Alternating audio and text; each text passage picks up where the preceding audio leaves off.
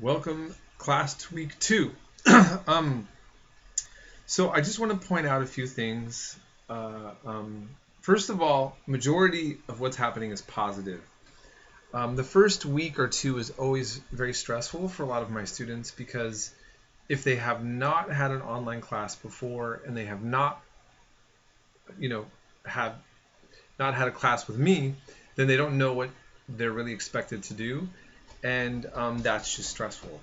Um, but as you'll see, I set things up to really harmonize well together. So just to clarify again, um, I have lectures each week. Sometimes there will be more lectures or there will be less. They will always be worth 20 points. What you need to realize about my class is that we don't take that many exams. They're not worth that much. They're 25 points. No quizzes, but the notes are 20 points and the paper's 15. So a lot goes into the notes. Why is this? First of all, as I've mentioned, you are not going to watch my videos unless there is a point requirement. Okay, or in other words, there's an assignment that requires you to watch them. And so that is incentive. But at the same time, I also want you to get grounded in some alternative material that will get you thinking. And so my lectures give me the opportunity to incorporate the textbook with outside sources. So such as this week, I refer to a book, which I even give you access to take a look at, or at least by the name and the title, Puritans at Play. And other times, I'll incorporate some other, again, outside sources. But the important part is that as you read Howard Zenn's book, and actually, let me back up on this. Some of you are telling me that you bought the wrong book. And so I don't know what happened. I don't know if the bookstore gave you the wrong book or you ordered the wrong book. But just to clarify again, you should be having, well, let me see, do I have it here? Let me grab this book. Sorry. Okay. This is what we're working with mainly, A People's History of the United States by Howard Zenn. Okay? And they're not that hard to read, these chapters. Now, I mentioned that you can incorporate your notes into the essay papers. I'm reading some of you doing that a little bit too overtly. Okay? So what am I looking for on Sunday papers? Address the topic. Don't stress. I guess this is what I'm trying to say. I pick a topic and I say focus on the material that's brought up in Howard Zenn's, what he said. I gave an example of somebody who wrote a good, portion of what I'm looking for. I would like maybe even just to make it more straightforward, just the page numbers if you're putting quotes from the Zen book. But it should be very apparent to me that you are reading this. And if you're watching my video lectures and the other documentaries, then you should have plenty of material along with reading this to address what I'm asking you. So I don't want outside sources. I don't want anything else brought in. It's just you, the text, the lectures, a theme or something that I'm asking you to address, and then just address it. I don't grade it based on it being a scholarly paper. It should demonstrate to me that you now have mentally engaged with the topic. You are a reader and a watcher. You study. You're following this class. That's what I'm looking for. So I grade several hundred of these every week. Okay, I have many of you. I have 2 101 classes.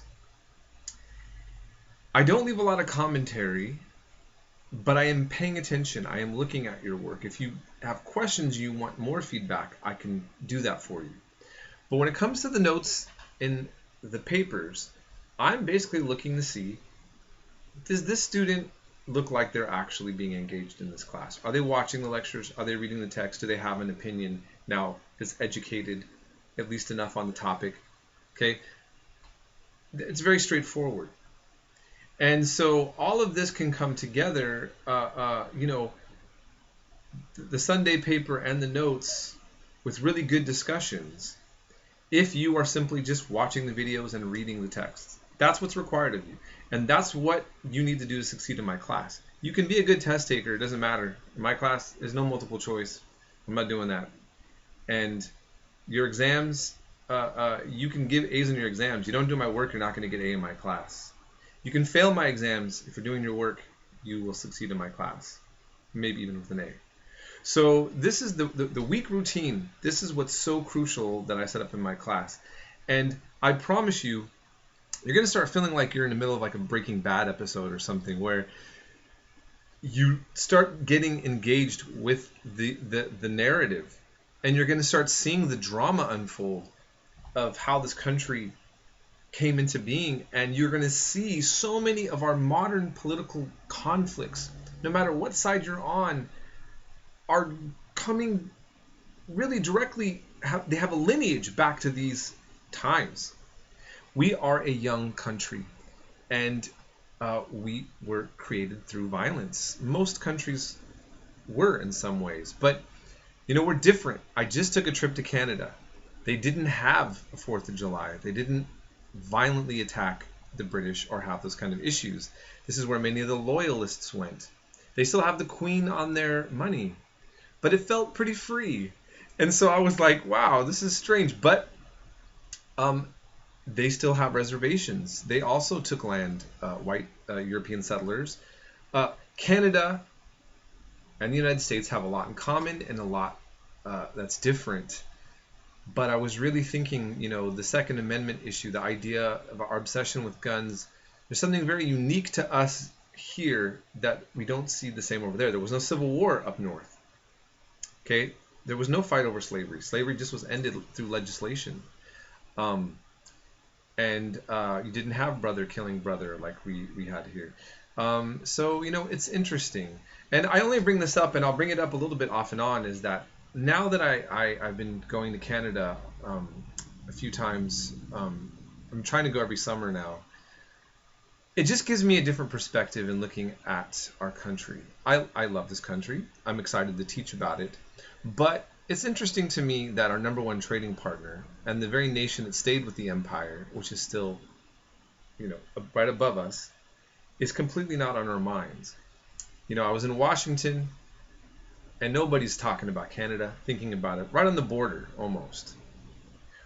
But you go to Canada, they watch CNN, and they're watching Canada broadcast, the Canadian Broadcasting Network. And they're very well aware of our presence, of our issues, but we just don't think or talk about Canada. We don't compare ourselves to Canada, even though they're so similar. But I just got to say, it's hilarious. I'm going to cross the border, and the first thing I notice is King George Boulevard. I feel like that's not a coincidence. Those Canadians are polite, but they know how to kind of stick it to you still, right? I mean, come on, King George Boulevard, right at the border. Whatever. In any case, I want us to start thinking about our country in different ways and in unique ways. And this is what this class provides you an opportunity to do. And you can do it in the most conservative way or the most radical. Just get involved with the material. And then call me if you're not getting this. And if I'm writing you notes that are saying I need you to work on things and you're not getting it, call me. Call me. Before I told you I had some phone issues. Right now, I try to make myself very available.